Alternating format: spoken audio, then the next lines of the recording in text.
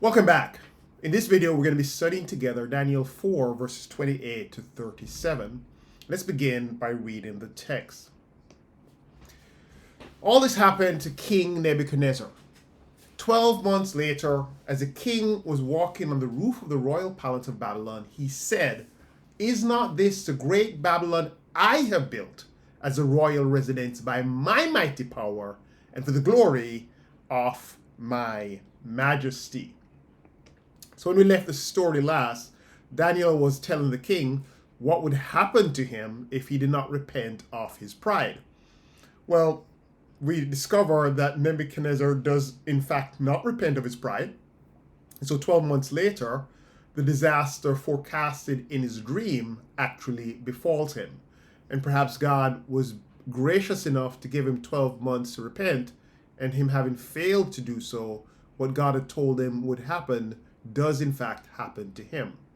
But I'd love for us to notice the king's pride. From Daniel 4:29 to 30, we learn that it was a moment of proud boasting that prompted God's judgment on Nebuchadnezzar.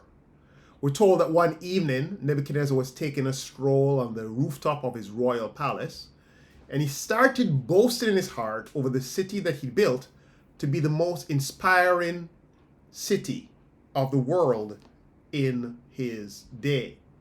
He refers to the city as Babylon the Great, and then he makes three proud claims about it. He says, "Is not this the great Babylon I have built as a royal residence by my mighty power and for the glory of my majesty?" I hope you notice the first person pronouns in that. I, my. There's a lot of me, myself, and I. And he first claims to have built the city himself as his personal royal residence. So from his perspective, Babylon was first and foremost his dwelling place. And he saw the city's purpose primarily for his personal benefit and luxury, rather than seeing himself as a servant to his people. Second, he claims to have built the city by his own mighty strength or mighty power. Now, even though the city was really built by the sweat of thousands of his subjects, probably including slave labor and foreign captives, he viewed the city as a reflection of his mighty strength and gave himself the credit for its accomplishment.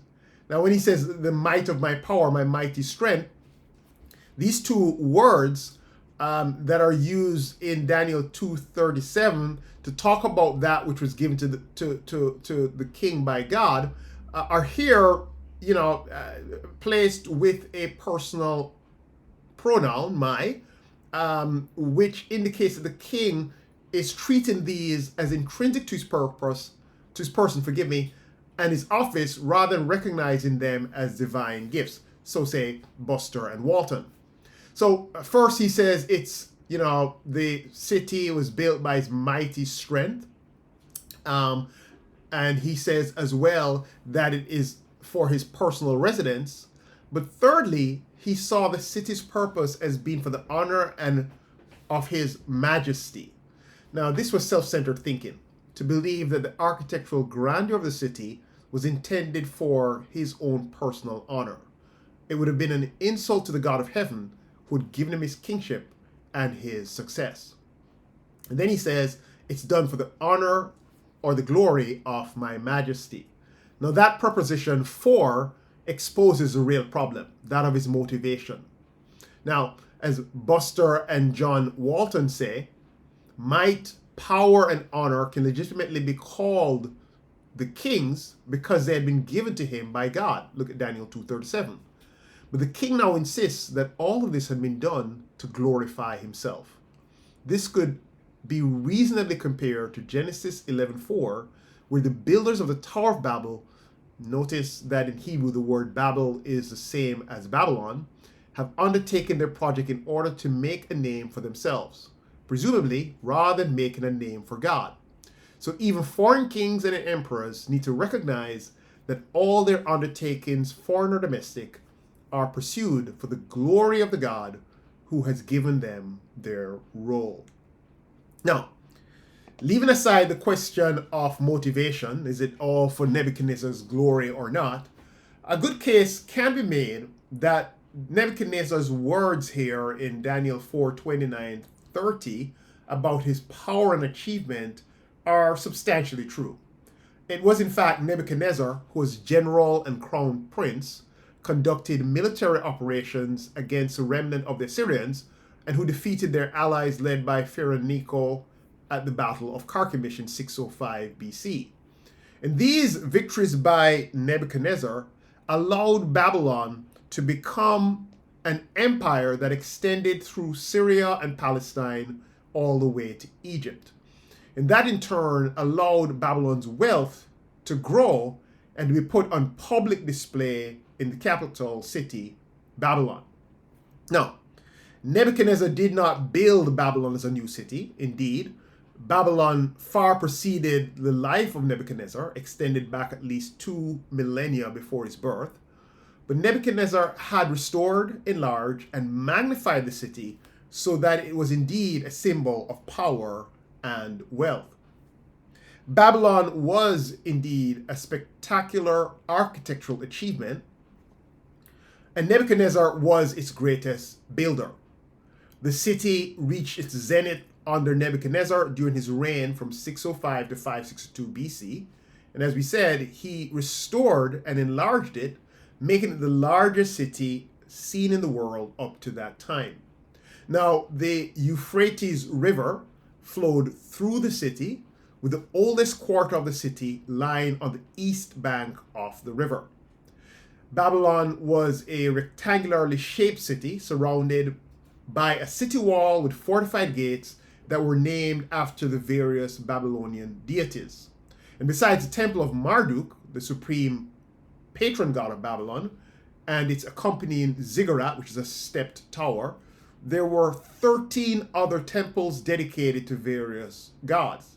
In fact, some scholars suggest that there were about 53 temples present in the city of Babylon.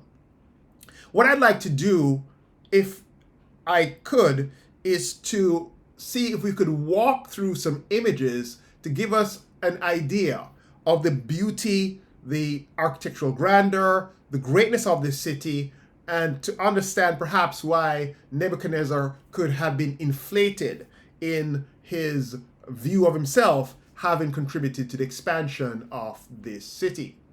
Now, Babylon was one of the preeminent cities of history, and during Nebuchadnezzar's reign was undoubtedly the most magnificent and probably the largest city on earth. Herodotus, the ancient Greek historian, visited Babylon about 100 years after Nebuchadnezzar's time, and he was overwhelmed by the city's grandeur. 200 years later, Alexander the Great planned to make the city the headquarters for his own vast empire.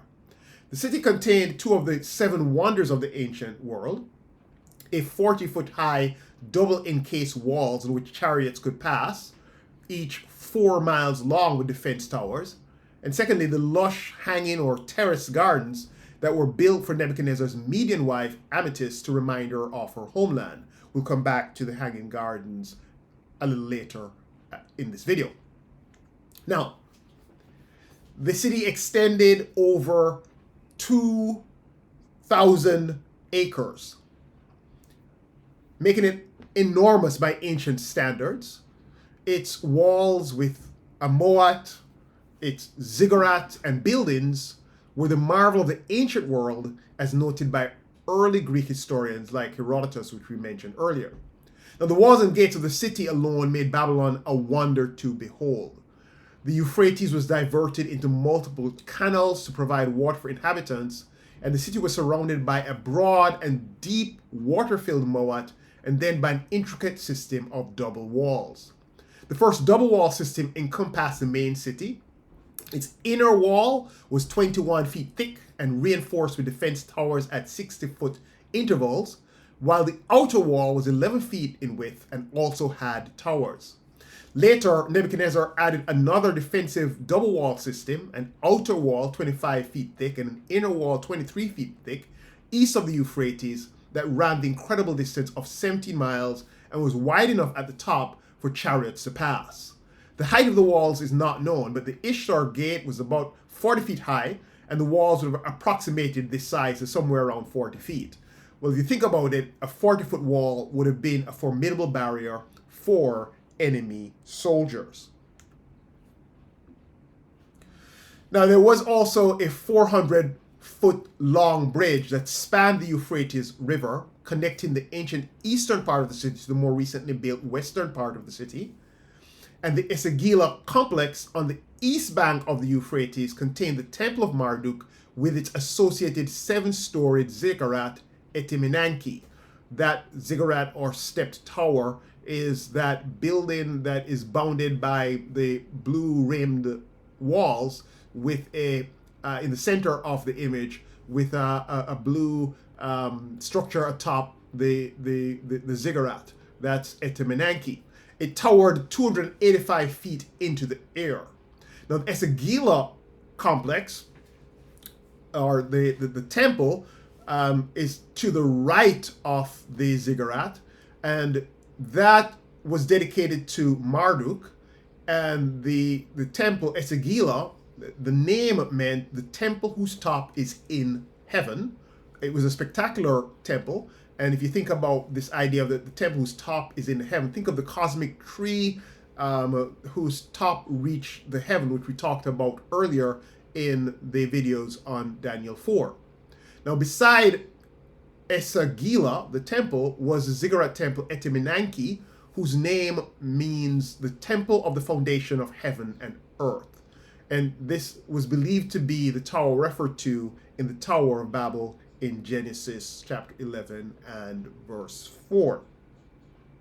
Now, from Esagila, the processional way, its walls lined with glazed bricks with representations of lions, led to the Ishtar Gate, which was decorated with glazed brick reliefs of dragons and young bulls. So if you look in the center of the image, you'll see a blue gate.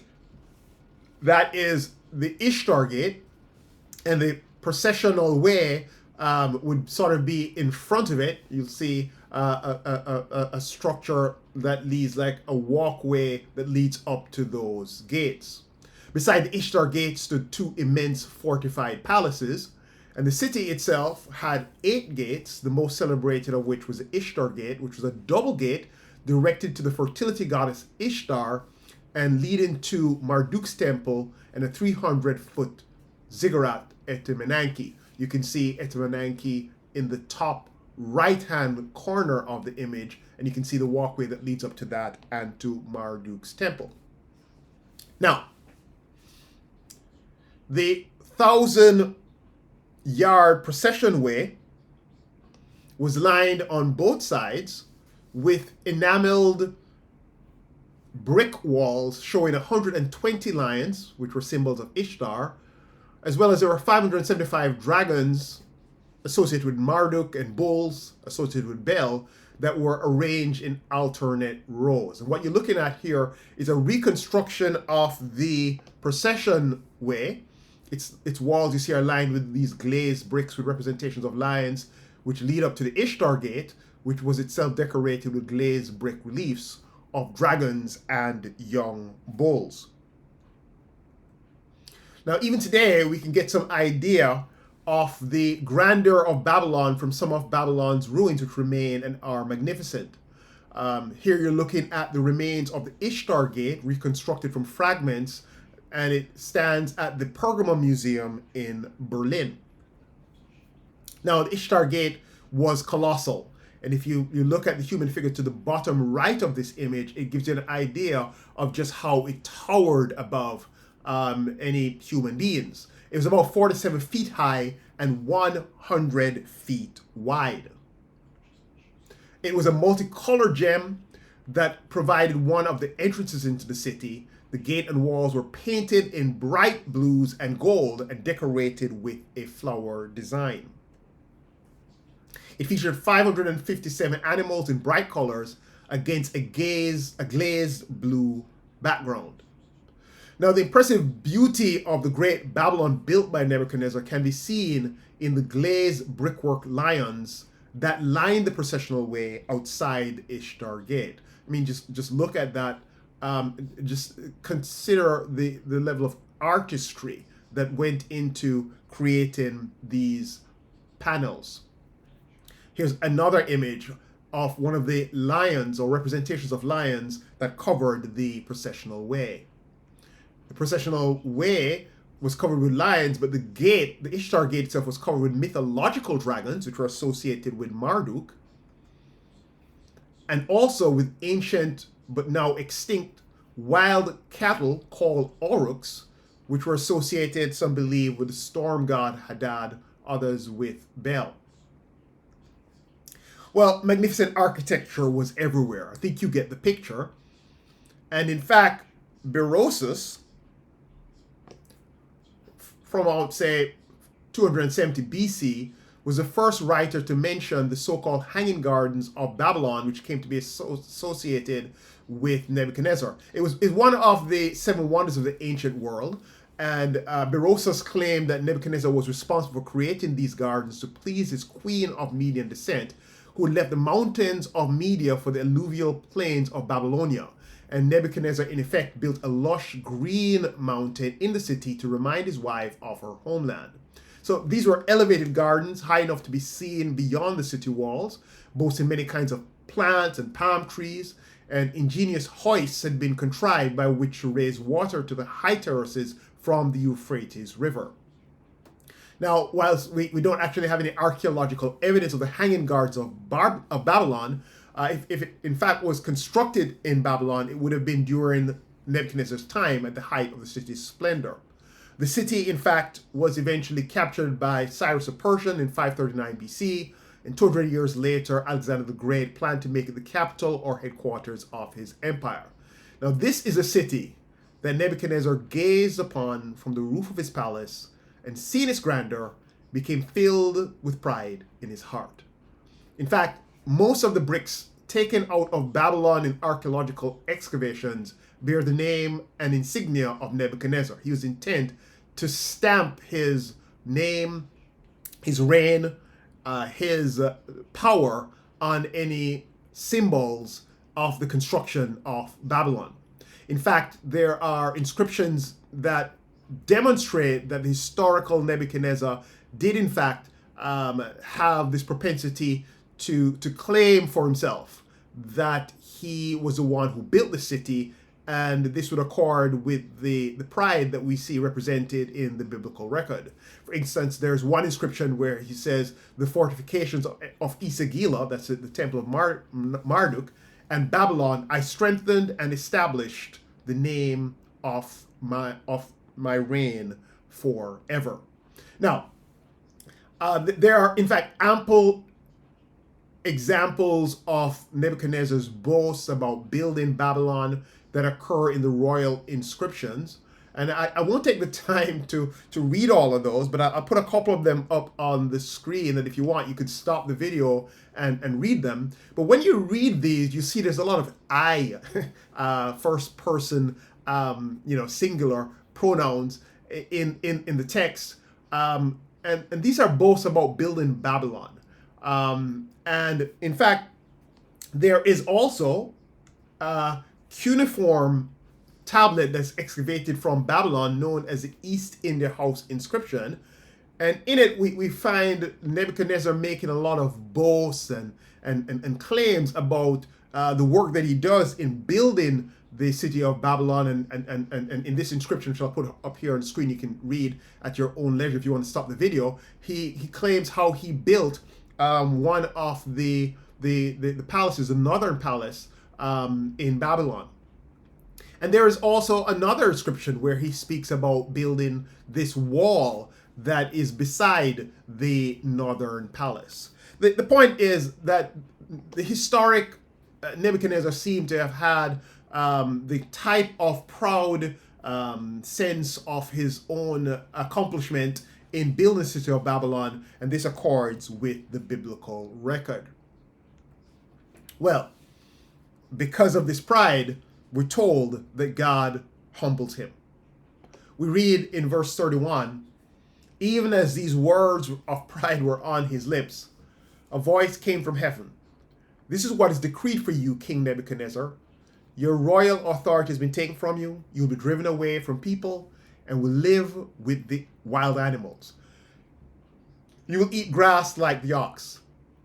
7 times will pass by for you until you acknowledge that the Most High is sovereign over all kingdoms on earth and gives them to anyone he wishes. Proverbs 16 and verse 18 says, pride goes before destruction and a haughty spirit before a fall. And so because of Nebuchadnezzar's pride, God humbles him.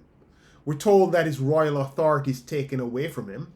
It had been given to him by God, and now it was being taken away by God's decree. We're told that he's driven away from people and would live with animals and eat grass like the ox. It is God who made him human so he could rule over animals, and went even further to make him king so that he could rule over both people and all creatures. And now God takes away from him even his humanity so that he is reduced to the same level as the animals. Now, 7 times, that reference to 7 times, I don't think it's 7 years, but really refers to a definite and complete time set by God, but not specified in human terms. What is important to note, as Aubrey Buster and John Walton say, is the consistent theme of God's appointing of a time to raise up reigns and to tear them down, to exile the king and to restore him to the throne. God's ability to establish times and their limits has been a theme of the book of Daniel since chapter 2. So Nebuchadnezzar would be reduced to this state until he acknowledged that God was sovereign over all kingdoms on earth, including his own, and that it was God's to give to anyone he wishes. I want you to notice that God's sovereignty is demonstrated by his power to give to anyone he wishes. And I want to take you back, if I can, to where we began in Daniel 1, with the understanding that God's sovereignty is demonstrated by God given. Remember, in Daniel 1:2, we're told that it was the Lord who gave Jehoiakim, king of Judah, into Nebuchadnezzar's hands with some of the vessels of the house of God.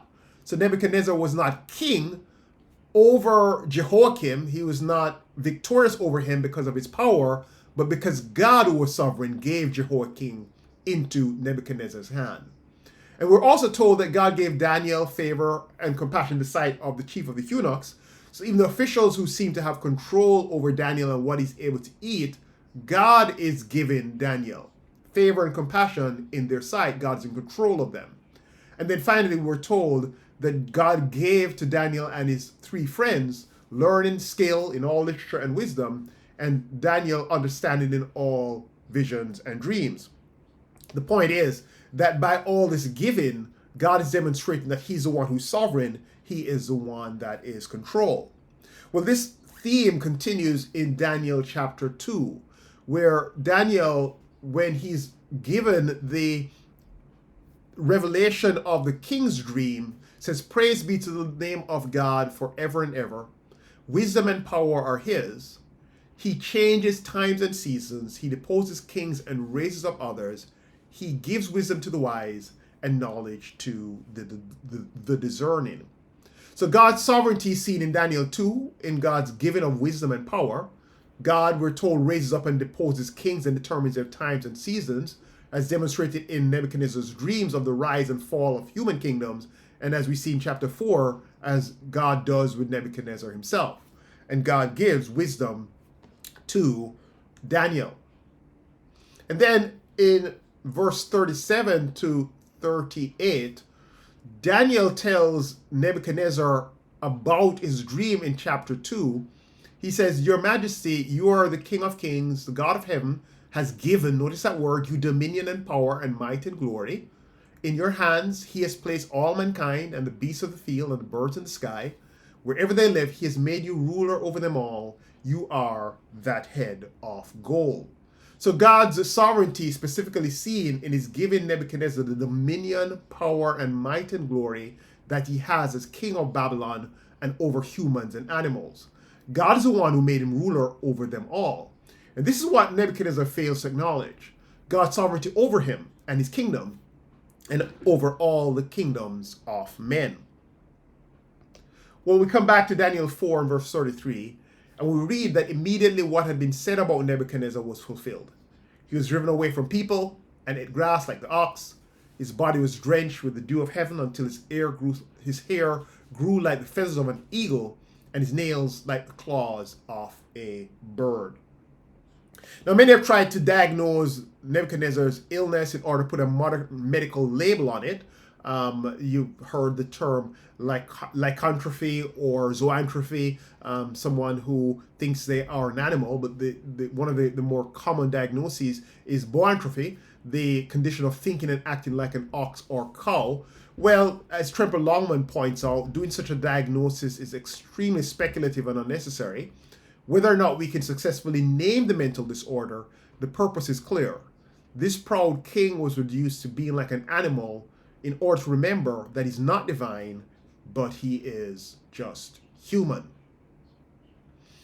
Well, we read in verse 34, at the end of that time, I, Nebuchadnezzar, raised my eyes toward heaven, and my sanity was restored. Then I praised the Most High. I honored and glorified him who lives forever. His dominion is an eternal dominion. His kingdom endures from generation to generation. All the peoples of the earth are regarded as nothing. He does as he pleases with the powers of heaven and the peoples of the earth. No one can hold back his hand or say to him, "What have you done?" So Nebuchadnezzar, at the end of the time set, looks to heaven. And that seemingly equates to a gesture of prayer that looks towards heaven, which is abode of God, and so to God himself. And so whilst raising the eyes is not used as an expression of prayer in Aramaic or in Akkadian, the context suggests that it is an act of acknowledgement, at least, and perhaps of submission. So while Nebuchadnezzar's sickness was severe, the prescription for health was as easy as raising his eyes towards heaven. That was as much as he could do in the state that he was in. But that simple gesture communicated that he at last acknowledged the sovereignty of God, and so God restored his insanity. And Nebuchadnezzar, once his mental faculties were restored, praised the God of heaven. Now, I've always thought that when he says that my sanity was restored, this conveys the fact that pride is madness. Now, if insanity is a detachment from reality, then sanity is remaining in touch with reality. Humility is therefore not an undervalued sense of self, but a realistic, sober estimation of self. And pride is an overinflated and unrealistic view of self. As C.S. Lewis puts it in his classic book, Mere Christianity, a proud man is always looking down on things and people. And of course, as long as you are looking down, you cannot see something that is above you. In God, you come up against something which is in every respect immeasurably superior to yourself. Unless you know God as that, and therefore know yourself as nothing in comparison, you do not know God at all. Well said. Lewis is saying is if we are only comparing ourselves to others that we consider beneath us, we can be inflated with pride. And we only come to a proper understanding of ourselves when we put ourselves in perspective with God. And we understand him as so much greater than us that it puts us in the right place of humility, a really sober estimate of ourselves. Or as Joyce Baldwin puts it, while Nebuchadnezzar was full of his own importance, Nebuchadnezzar's world revolved around himself. And it did not strike him how unrealistic this was until he was brought low by illness.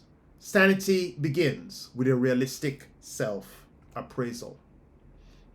Well, in verse 36, we read, "At the same time that my sanity was restored, my honor and splendor were returned to me for the glory of my kingdom. My advisors and nobles sought me out, and I was restored to my throne and became even greater than before. Now I, Nebuchadnezzar, praise and exalt and glorify the King of heaven, because everything he does is right, and all his ways are just. And those who walk in pride, he is able to humble." So Nebuchadnezzar is restored to sanity. God returns to him his honor and splendor. Now, that word honor or glory, which was paired with majesty or splendor in the king's boast in Daniel 4:30, means that what he claimed for himself was in fact given back to him by God. And so, God is not saying that he did not receive glory and splendor. The point is that he needed to admit that it belonged to God and that God was the one who gave it to him. And so it's restored to him. His advisors return to him. He's restored to his throne. He becomes greater than before. And he begins now to praise and exalt and glorify the King of Heaven, because he realizes that God is not only right in all he does, but all his ways are just. And then this last line, he's able to humble those who walk in pride, gives the moral of the whole story of Nebuchadnezzar's madness, and is the apex or culmination of God's dealings with this proud king. He realizes that God is able to humble him. Now, that word pride is from the Hebrew or Aramaic root that means to be high, and metaphorically that denotes arrogance or presumption. You see, pride is basically a failure to see ourselves in proper perspective before God. And it often manifests itself in self-applause, attributing our success to our own effort and failing to properly give God the credit. And when we do this, we rob the God of glory that he deserves. As Paul Tanner points out, we're reminded in both the Old and New Testaments that God is opposed to the proud but gives grace to the humble. Proverbs 3:34 and 1 Peter 5:5. And then he says, who wants to have God opposed to him? He says the alternative is far better, the grace of God upon us. And so we have a choice to make, grace or God in opposition to us. Humility keeps grace coming down the pipeline. Pride, on the other hand, not only cuts off the flow of grace, but also causes God to stand opposed to us. I think this is a point of Daniel chapter 4. It has implications for Nebuchadnezzar and the kingdom of Babylon, but it also has implications and applications for us as individuals, as we understand that ultimately we must exist to honor God and not to be inflated with pride and seek glory for ourselves.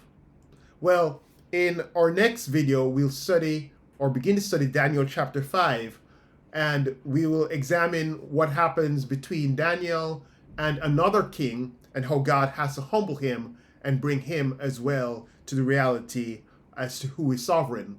And by the way, that is God and not the king. I hope you'll join us then, and look forward to seeing you on that occasion.